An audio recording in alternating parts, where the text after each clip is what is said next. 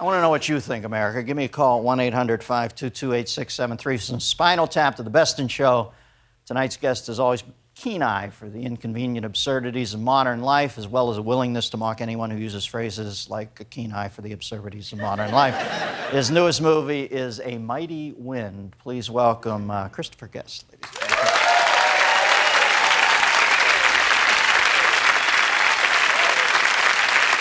Thank you, sir.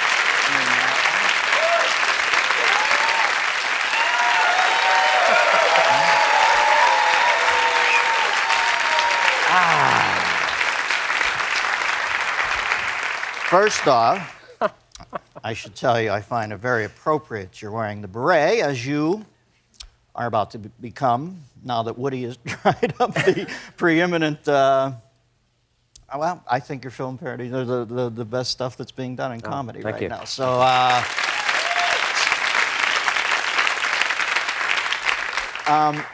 now, you seem to have developed, before we get to the topic, which doesn't really fascinate me this week, but your work does fascinate me.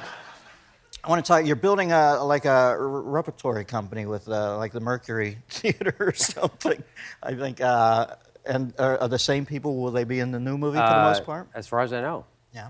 Yeah. And what is the milieu of this one? We've had dog shows, we've had aging rock bands. What's this one? Well, this is a film about 3 folk groups from the 60s. I don't have to say anything else.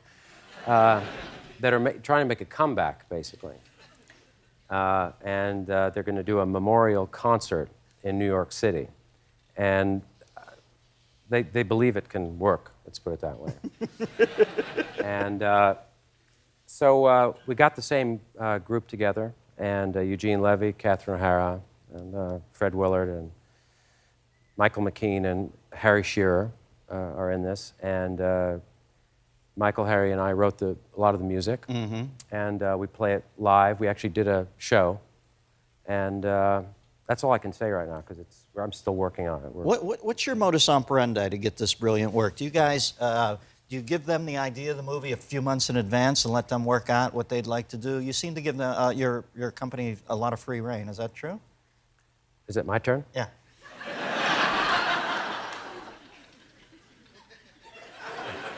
Well, you know, I defer to you. I find you brilliant. I'm a little nervous with you. I'm just trying to ask an intelligent question. You have to fucking piss on me.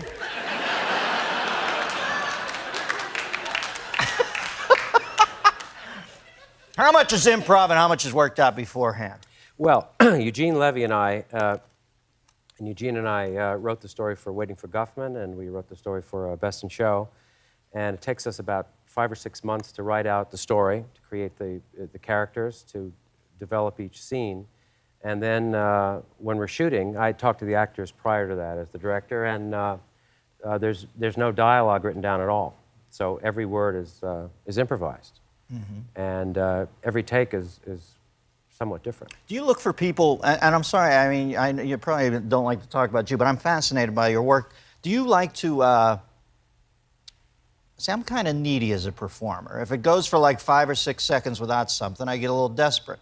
You like to inhabit, and you guys get safe in these sort of castles you build out of these characters. I've seen you and Marty and Catherine O'Hara, and when you're in there, you feel completely implacable to some extent, don't you? Well, you know, it's not based on jokes, although some of it's funny, I hope, but it's based on the character. So you do feel safe because if you're true to the characters, then it really, you don't have there's no way of failing in the same way that if you're doing jokes and nothing happens, then it's not good, I guess. You're going to see it over at the screen in a few seconds, but I extricate myself. Now, you seem to be a man of tidy personal habits. The little I know you, I think of you as a friend, but I don't know you all that well, but it seems like you like a little bit of precision in your life. What inconveniences you? Do you have inconveniences in your life? Well, coming here was...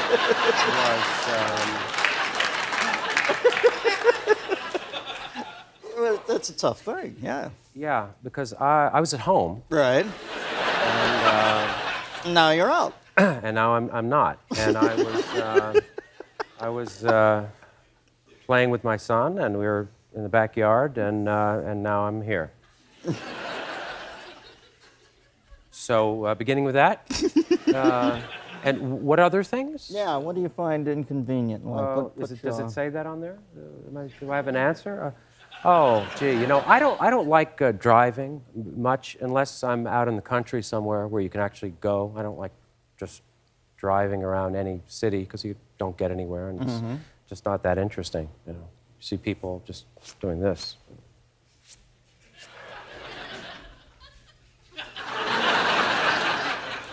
What else makes you anxious, Dennis?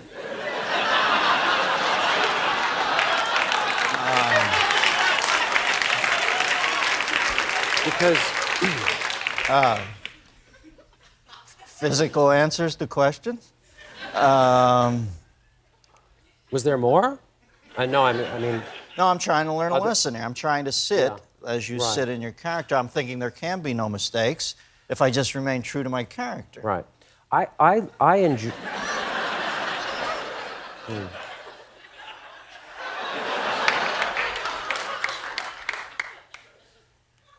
I enjoy, seriously, I enjoy space, and so I don't like to be in, not in a claustrophobic sense of space, but just, so being in traffic jams, just sort of crowded streets, you know, What about the spaces defined nowadays? It doesn't have to be actual space. It seems like our space is encroached upon by all the modern conveniences we have. Cell phones. Are you a cell phone guy? Or? I have a cell phone, but it really is, it's kind of it's the babysitter phone. It's for kind of an emergency thing. I don't It always seems to me people have stories where things happen. An amazingly inappropriate moment. They will get. I do have a story, but it says 1 minute. So should I wait or should I? No, there's no commercials here. Really? Yeah, that's 1 minute literally to the destruction of the entire planet. So.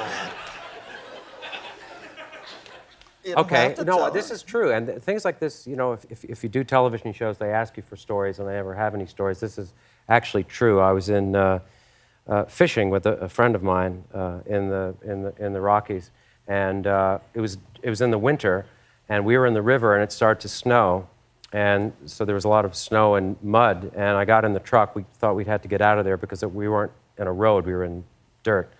And the truck started to slide off what would be a 15-foot drop into the river.